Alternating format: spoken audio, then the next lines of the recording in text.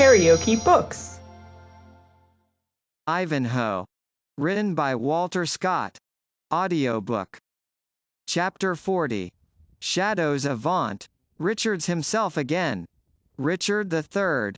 When the Black Knight, for it becomes necessary to resume the train of his adventures, left the trysting tree of the generous outlaw, he held his way straight to a neighboring religious house, of small extent and revenue, called the Priory of St. Botolph, to which the wounded Ivanhoe had been removed when the castle was taken, under the guidance of the faithful Gurth, and the magnanimous Wamba. It is unnecessary at present to mention what took place in the interim betwixt Wilfrid and his deliverer. Suffice it to say, that after long and grave communication, messengers were dispatched by the prior in several directions, and that on the succeeding morning the Black Knight was about to set forth on his journey, accompanied by the jester Wamba, who attended as his guide. "We will meet," he said to Ivanhoe, "at Königsberg, the castle of the deceased Athelstane, since there thy father Cedric holds the funeral feast for his noble relation. I would see your Saxon kindred together, Sir Wilfrid, and become better acquainted with them than heretofore. Thou also wilt meet me, and it shall be my task to reconcile thee to thy father." So saying, he took an affectionate farewell of Ivanhoe, who expressed an anxious desire to attend upon his deliverer. But the Black Knight would not listen to the proposal. "Rest this day. Thou wilt have scarce strength enough to travel on the next. I will have no guide with me but honest Wamba, who can play priest or fool as I shall be most in the humour." "And I," said Wamba, "will attend you with all my heart. I would fain see the feasting at the funeral of Athelstane. For, if it be not full and frequent, he will rise from the dead to rebuke cook, sewer, and cupbearer, and that were a sight worth seeing. Always, Sir Knight, I will trust your valour with making my excuse to my master Cedric, in case mine own wit should fail. And how should my poor valour succeed, Sir Jester, when thy light wit halts? Resolve me that." "Wit, Sir Knight," replied the jester, "may do much. He is a quick, apprehensive knave, who sees his neighbour's blind side, and knows how to keep the lee gauge when his passions are blowing high. But valour is a sturdy fellow, that makes all split. He rows against both wind and tide, and makes way notwithstanding. And, therefore, good Sir Knight, while I take advantage of the fair weather in our noble master's temper, I will expect you to bestir yourself when it grows rough. Sir Knight of the Fetterlock, since it is your pleasure so to be distinguished," said Ivanhoe, "I fear me you have chosen a talkative and a troublesome fool to be your guide. But he knows every path and alley in the woods as well as e'er a hunter who frequents them. And the poor knave, as thou hast partly seen, is as faithful as steel." "Nay," said the knight, "and he have the gift of showing my road, I shall not grumble with him that he desires to make it pleasant. Fare thee well, kind Wilfrid. I charge thee not to attempt to travel till tomorrow at earliest." So saying, he extended his hand to Ivanhoe, who pressed it to his lips, took leave of the prior, mounted his horse, and departed, with Wamba for his companion. Ivanhoe followed them with his eyes, until they were lost in the shades of the surrounding forest, and then returned into the convent. But shortly after matensong, he requested to see the prior. The old man came in haste, and inquired anxiously after the state of his health. "It is better," he said, "than my fondest hope could have anticipated. Either my wound has been slighter than the effusion of blood led me to suppose, or this balsam hath wrought a wonderful cure upon it. I feel already as if I could bear my corslet, and so much the better, for thoughts pass in my mind which render me unwilling to remain here longer in inactivity. Now, the saints forbid," said the prior, "that the son of the Saxon Cedric should leave our convent ere his wounds were healed. It were shame to our profession were we to suffer it. Nor would I desire to leave your hospitable roof, venerable father," said Ivanhoe, "did I not feel myself able to endure the journey, and compelled to undertake it. And what can have urged you to so sudden a departure?" said the prior. "Have you never, holy father," answered the knight, "felt an apprehension of approaching evil, for which you in vain attempted to assign a cause? Have you never found your mind darkened, like the sunny landscape, by the sudden cloud, which augurs a coming tempest? And thinkest thou not that such impulses are deserving of attention, as being the hints of our guardian spirits, that danger is impending? I may not deny, said the prior, crossing himself, that such things have been, and have been of heaven, but then such communications have had a visibly useful scope and tendency. But thou, wounded as thou art, what avails it thou shouldst follow the steps of him whom thou couldst not aid, were he to be assaulted? Prior, said Ivanhoe, thou dost mistake. I am stout enough to exchange buffets with any who will challenge me to such a traffic. But were it otherwise, may I not aid him were he in danger, by other means than by force of arms? It is but too well known that the Saxons love not the Norman race, and who knows what may be the issue, if he break in upon them when their hearts are irritated by the death of Athelstane, and their heads heated by the carousal in which they will indulge themselves. I hold his entrance among them at such a moment most perilous, and I am resolved to share or avert the danger, which, that I may the better do, I would crave of thee the use of some palfrey whose pace may be softer than that of my destrier. Surely, said the worthy churchman, you shall have mine own ambling jennet, and I would it ambled as easy for your sake as that of the abbot of St. Albans. Yet this will I say for Malkin, for so I call her, that unless you were to borrow a ride on the juggler's steed that paces a hornpipe amongst the eggs, you could not go a journey on a creature so gentle and smooth-paced. I have composed many a homily on her back, to the edification of my brethren of the convent, and many poor Christian souls. I pray you, reverend father, said Ivanhoe, let Malkin be got ready instantly, and bid Gurth attend me with mine arms. Nay, but fair sir, said the prior, I pray you to remember that Malkin hath as little skill in arms as her master, and that I warrant not her enduring the sight or weight of your full panoply. Oh, Malkin, I promise you, is a beast of judgment, and will contend against any undue weight. I did but borrow the fructus temporum from the priest of St. Bees, and I promise you she would not stir from the gate until I had exchanged the huge volume for my little breviary. Trust me, holy father, said Ivanhoe, I will not distress her with too much weight, and if she calls a combat with me, it is odds but she has the worst. This reply was made while Gurth was buckling on the knight's heels a pair of large gilded spurs, capable of convincing any restive horse that his best safety lay in being conformable to the will of his rider. The deep and sharp rowels with which Ivanhoe's heels were now armed, began to make the worthy prior repent of his courtesy, and ejaculate, Nay, but fair sir, now I bethink me, my Malkin abideth not the spur, better it were that you tarry for the mare of our mancipal down at the grange, which may be had in little more than an hour, and cannot but be tractable, in respect that she draweth much of our winter firewood, and eateth no corn. I thank you, reverend father, but will abide by your first offer, as I see Malkin is already led forth to the gate. Gurth shall carry mine armour, and for the rest, rely on it, that as I will not overload Malkin's back, she shall not overcome my patience. And now, farewell.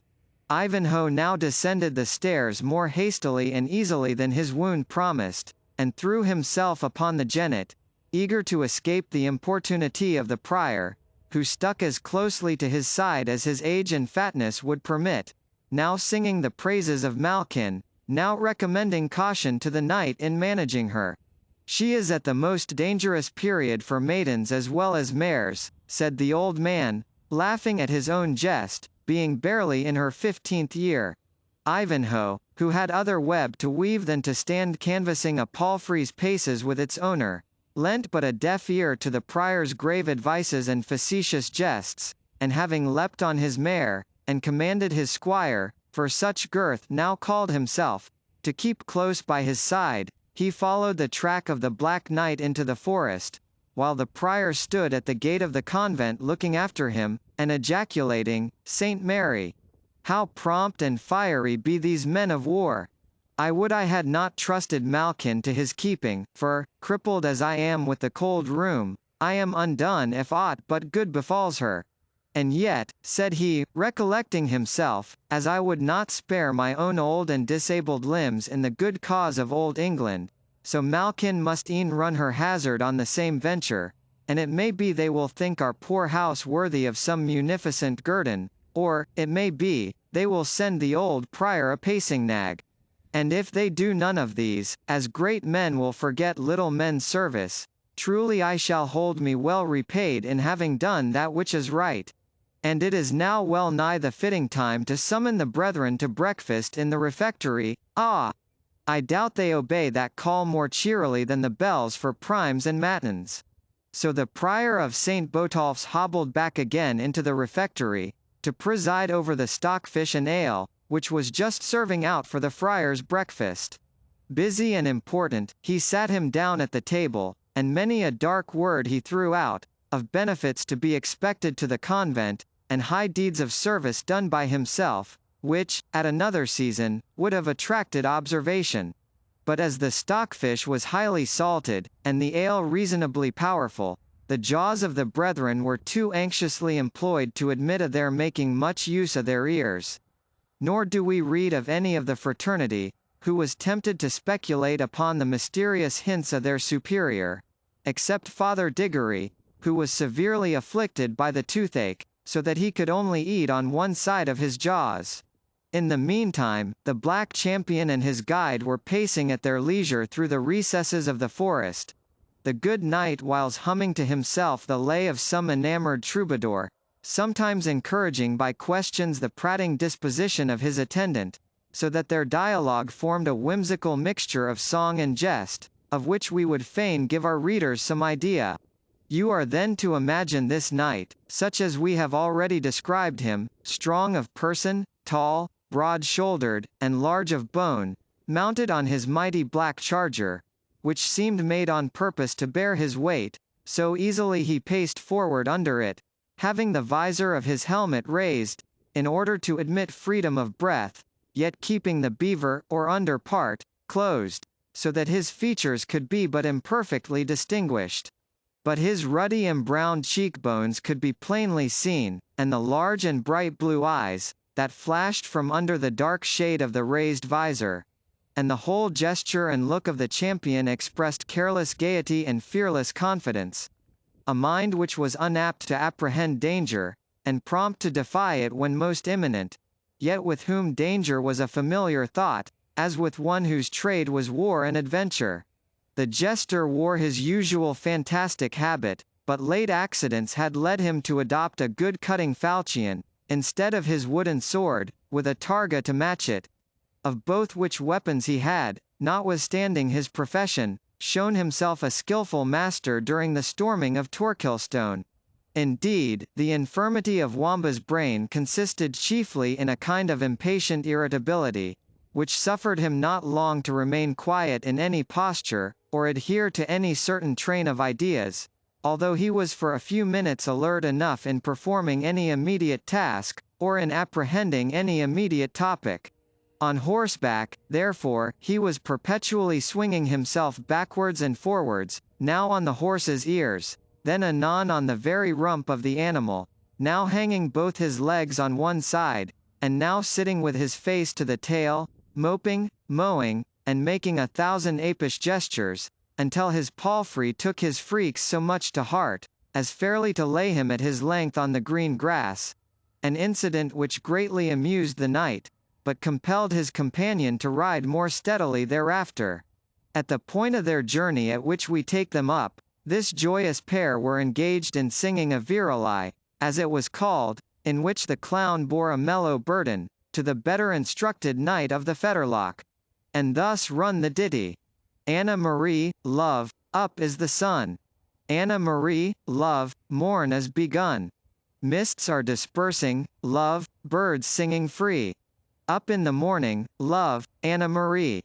Anna Marie, love, up in the morn. The hunter is winding blithe sounds on his horn. The echo rings merry from rock and from tree. 'Tis time to arouse thee, love, Anna Marie. Wamba. O Tybalt, love, Tybalt, awake me not yet. Around my soft pillow while softer dreams flit. For what are the joys that in waking we prove? Compared with these visions, O, Tybalt, my love? Let the birds to the rise of the mist carol shrill. Let the hunter blow out his loud horn on the hill. Softer sounds, softer pleasures, in slumber I prove. But think not I dreamt of thee, Tybalt, my love. A dainty song, said Wamba, when they had finished their carol, and I swear by my bauble, a pretty moral. I used to sing it with girth, once my playfellow, and now, by the grace of God and his master, no less than a freeman, and we once came by the cudgel for being so entranced by the melody, that we lay in bed 2 hours after sunrise, singing the ditty betwixt sleeping and waking. My bones ache at thinking of the tune ever since. Nevertheless, I have played the part of Anna Marie, to please you, fair sir. The jester next struck into another carol, a sort of comic ditty, to which the knight, catching up the tune, replied in the like manner. Knight and Wamba. There came 3 merry men from south, west, and north. Evermore sing the roundelay. To win the widow of Wickham forth. And where was the widow might say them nay. The first was a knight, and from Tynedale he came. Evermore sing the roundelay. And his fathers, God save us, were men of great fame. And where was the widow might say him nay. Of his father the laird, of his uncle the squire. He boasted in rhyme and in roundelay. She bade him go bask by his sea coal fire. For she was the widow would say him nay. Wamba. The next that came forth, swore by blood and by nails. Merrily sing the roundelay. Hers a gentleman, God wot, and hers lineage was of Wales. And where was the widow might say him nay. Sir David A. P. Morgan A. P. Griffith A. P. Hugh. Apt tutor A. P. Riss, quoth his roundelay. She said that one widow for so many was too few. And she bade the Welshman wend his way. But then next came a yeoman of Kent. Jollily singing his roundelay. He spoke to the widow of living and rent. And where was the widow could say him nay. Both. So the knight and the squire were both left in the mire. Therefore to sing their roundelay. For a yeoman of Kent, with his yearly rent.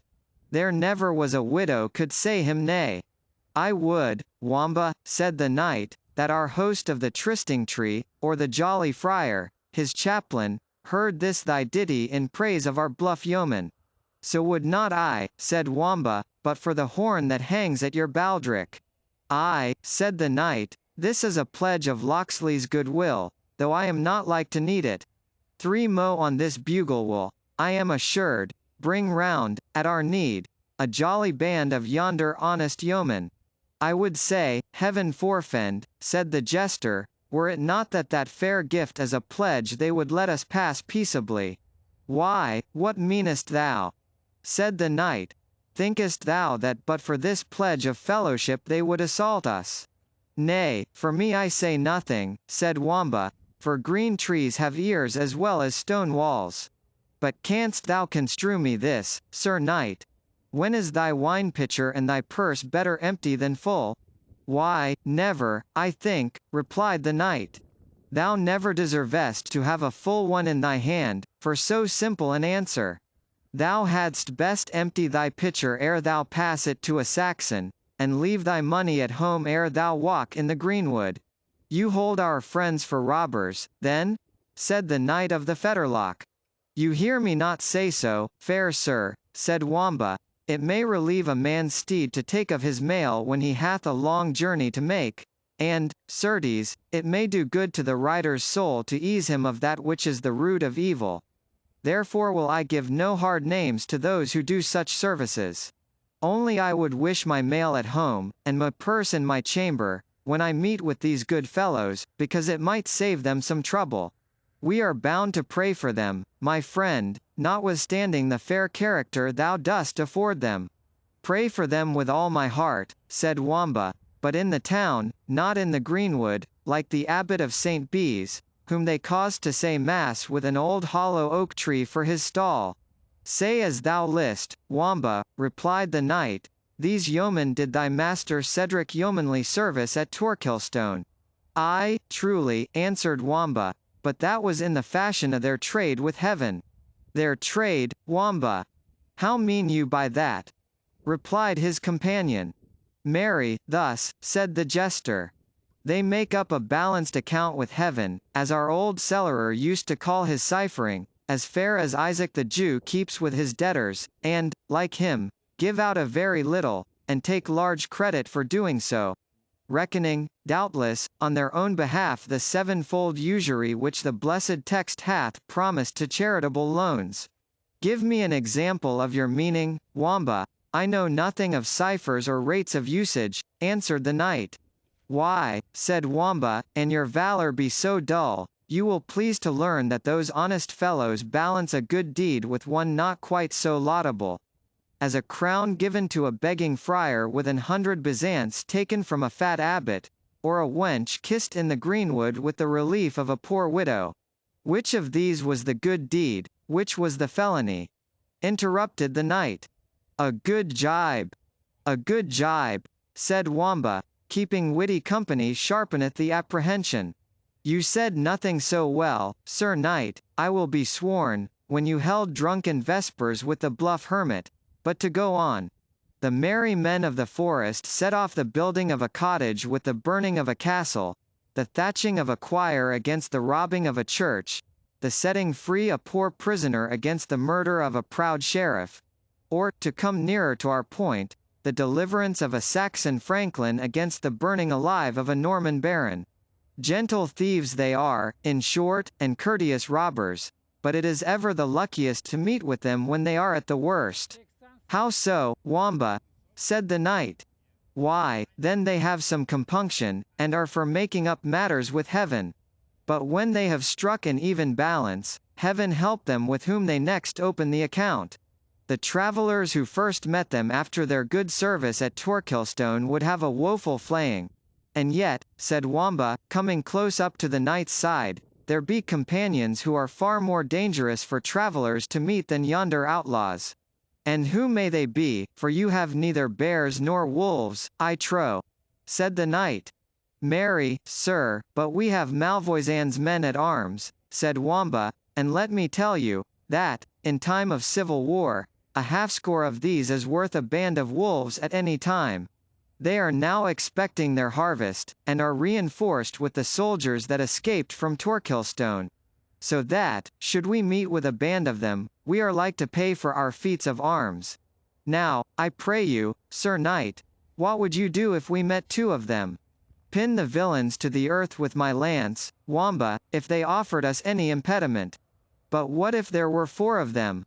They should drink of the same cup, answered the knight. What if 6, continued Wamba, and we as we now are, barely 2? Would you not remember Locksley's horn?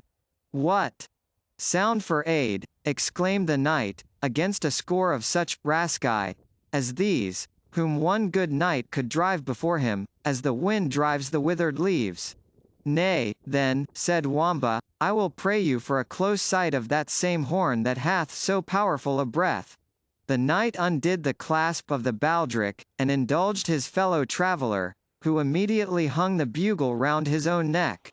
Tra lirala, said he, whistling the notes. Nay, I know my gamut as well as another. How mean you, knave? Said the knight. Restore me the bugle. Content you, Sir Knight, it is in safe keeping. When valor and folly travel, folly should bear the horn, because she can blow the best. Nay but, rogue, said the Black Knight, this exceedeth thy license, beware ye tamper not with my patience. Urge me not with violence, Sir Knight, said the jester, keeping at a distance from the impatient champion, or folly will show a clean pair of heels, and leave valor to find out his way through the wood as best he may. Nay, thou hast hit me there, said the knight, and, sooth to say, I have little time to jangle with thee. Keep the horn an thou wilt, but let us proceed on our journey. You will not harm me, then? Said Wamba. I tell thee no, thou knave. Ay, but pledge me your knightly word for it, continued Wamba, as he approached with great caution. My knightly word I pledge. Only come on with thy foolish self. Nay, then, valour and folly are once more boon companions, said the jester, coming up frankly to the knight's side. But, in truth, I love not such buffets as that you bestowed on the burly friar, when his holiness rolled on the green like a king of the 9 pins. And now that folly wears the horn, let valour rouse himself, and shake his mane. For, if I mistake not, there are company in yonder brake that are on the look out for us. What makes thee judge so? Said the knight. Because I have twice or thrice noticed the glance of emotion from amongst the green leaves. Had they been honest men, they had kept the path. But yonder thicket is a choice chapel for the clerks of St. Nicholas. By my faith, said the knight, closing his visor, I think thou be'st in the right on't. And in good time did he close it, for 3 arrows flew at the same instant from the suspected spot against his head and breast, one of which would have penetrated to the brain, had it not been turned aside by the steel visor. The other 2 were averted by the gorget, and by the shield which hung around his neck. Thanks, trusty armourers, said the knight. Wamba, let us close with them, and he rode straight to the thicket. He was met by 6 or 7 men at arms, who ran against him with their lances at full career. 3 of the weapons struck against him, and splintered with as little effect as if they had been driven against a tower of steel. The Black Knight's eyes seemed to flash fire even through the aperture of his visor. He raised himself in his stirrups with an air of inexpressible dignity, and exclaimed, What means this, my masters? The men made no other reply than by drawing their swords and attacking him on every side, crying, Die, tyrant! Ha! Saint Edward! Ha! Saint George! Said the Black Knight, striking down a man at every invocation. Have we traitors here? His opponents, desperate as they were, bore back from an arm which carried death in every blow, and it seemed as if the terror of his single strength was about to gain the battle against such odds, when a knight, in blue armour, who had hitherto kept himself behind the other assailants, spurred forward with his lance, and taking aim, not at the rider but at the steed, wounded the noble animal mortally. That was a felon stroke, exclaimed the Black Knight, as the steed fell to the earth, bearing his rider along with him. And at this moment, Wamba winded the bugle, for the whole had passed so speedily, that he had not time to do so sooner. The sudden sound made the murderers bear back once more, and Wamba, though so imperfectly weaponed, did not hesitate to rush in and assist the Black Knight to rise. Shame on ye, false cowards! Exclaimed he in the blue harness, who seemed to lead the assailants. Do ye fly from the empty blast of a horn blown by a jester?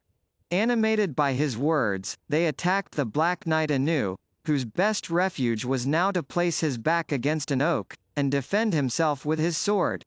The felon knight, who had taken another spear, watching the moment when his formidable antagonist was most closely pressed, galloped against him in hopes to nail him with his lance against the tree, when his purpose was again intercepted by Wamba.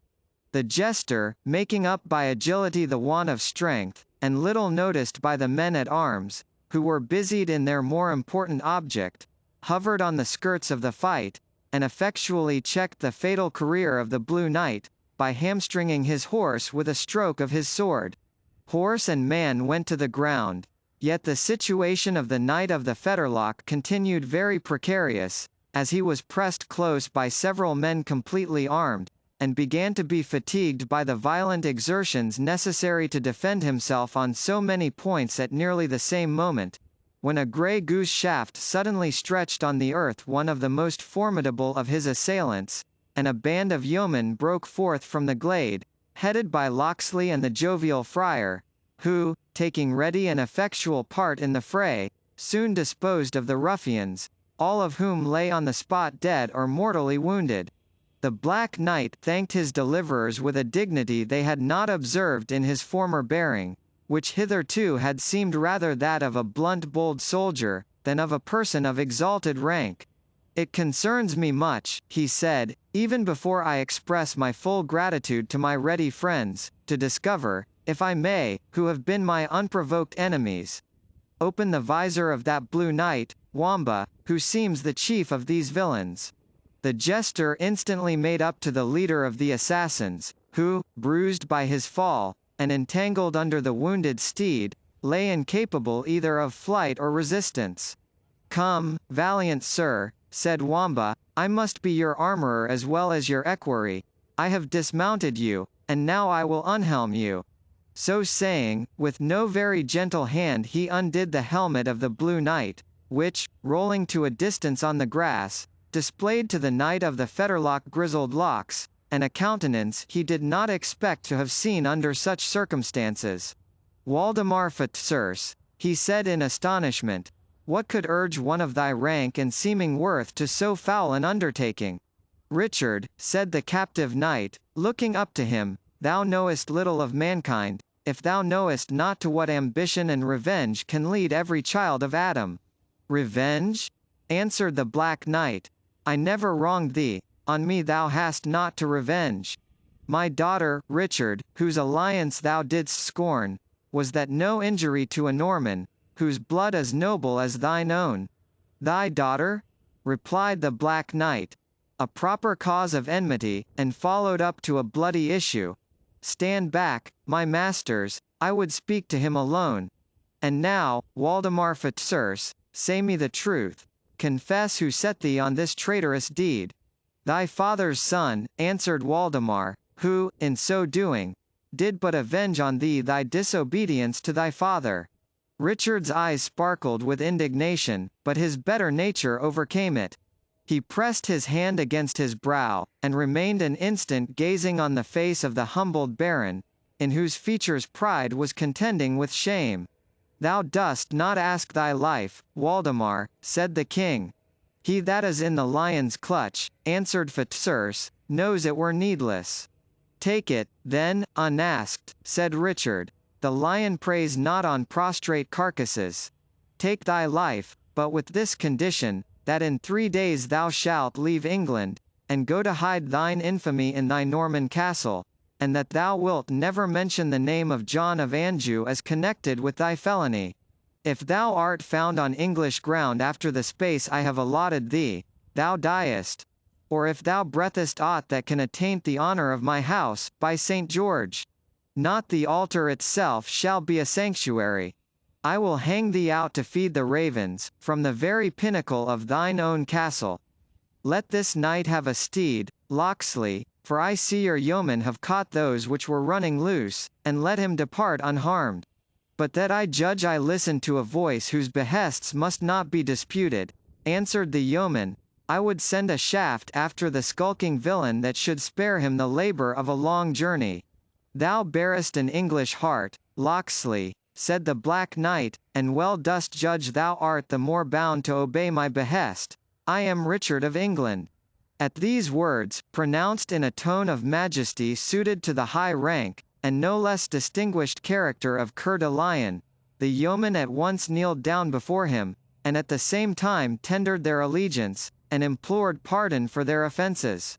Rise, my friends, said Richard, in a gracious tone, looking on them with a countenance in which his habitual good humour had already conquered the blaze of hasty resentment, and whose features retained no mark of the late desperate conflict, excepting the flush arising from exertion. Arise, he said, my friends. Your misdemeanours, whether in forest or field, have been atoned by the loyal services you rendered my distressed subjects before the walls of Torquilstone, and the rescue you have this day afforded to your sovereign.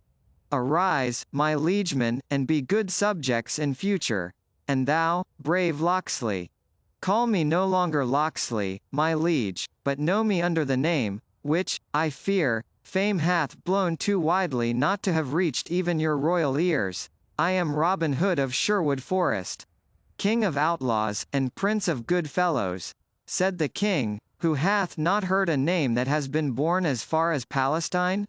But be assured, brave outlaw, that no deed done in our absence, and in the turbulent times to which it hath given rise, shall be remembered to thy disadvantage.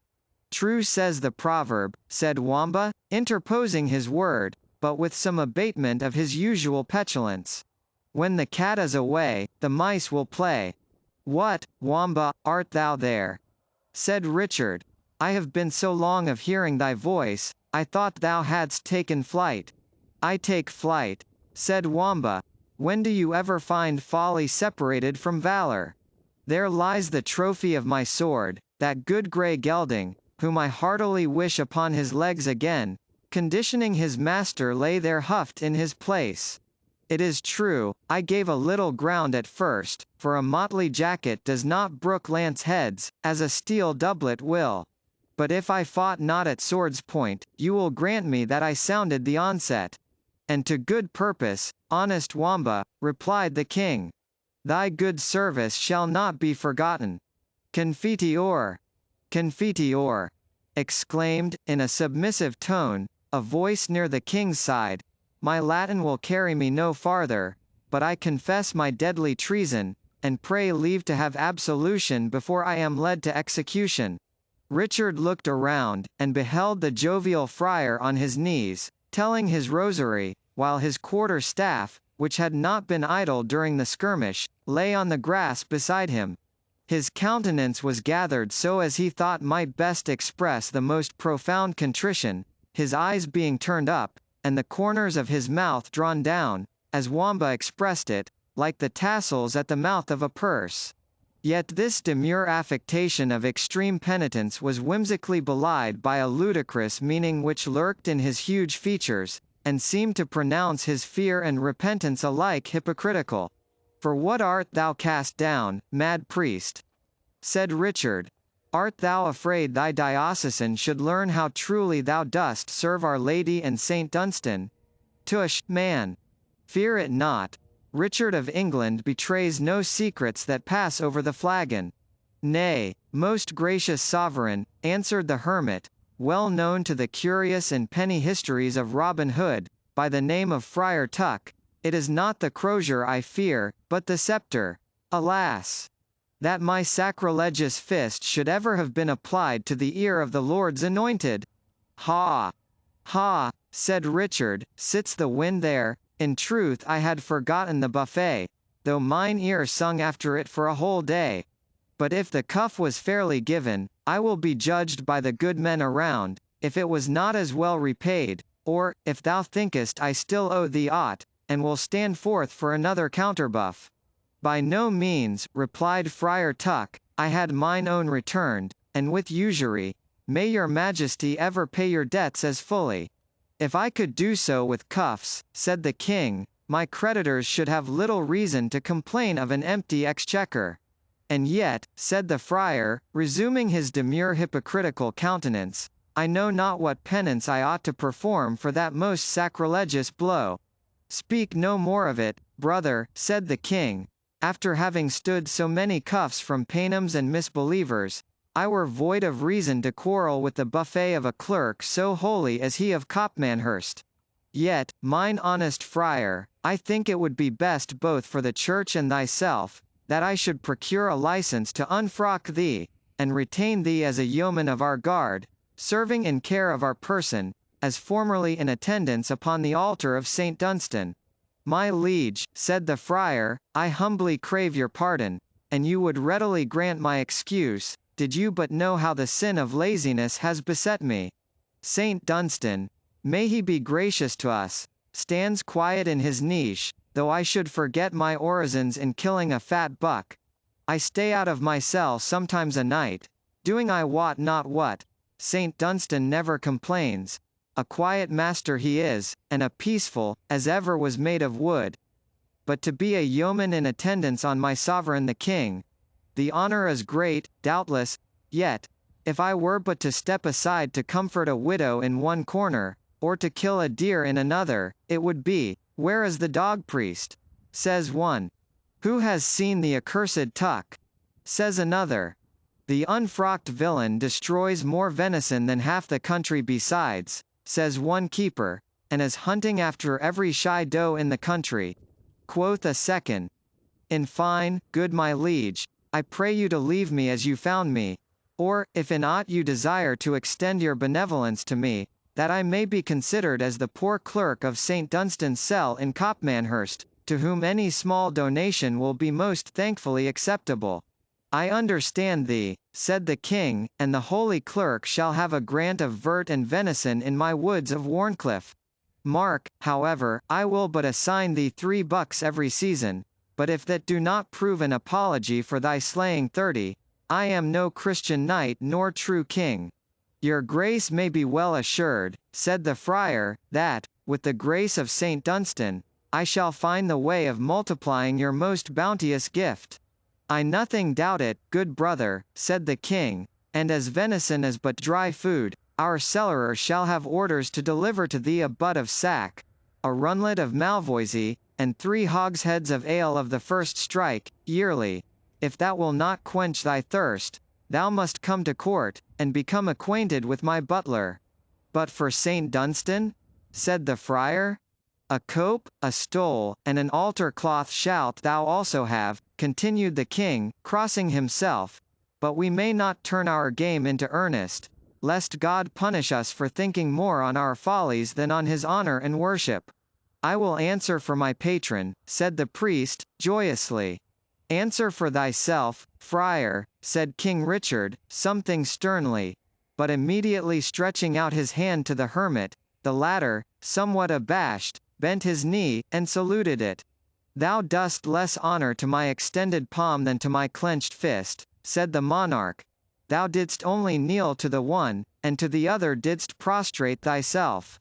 But the friar, afraid perhaps of again giving offense by continuing the conversation in too jocose a style, a false step to be particularly guarded against by those who converse with monarchs, bowed profoundly, and fell into the rear. At the same time, 2 additional personages appeared on the scene. KaraokeBooks.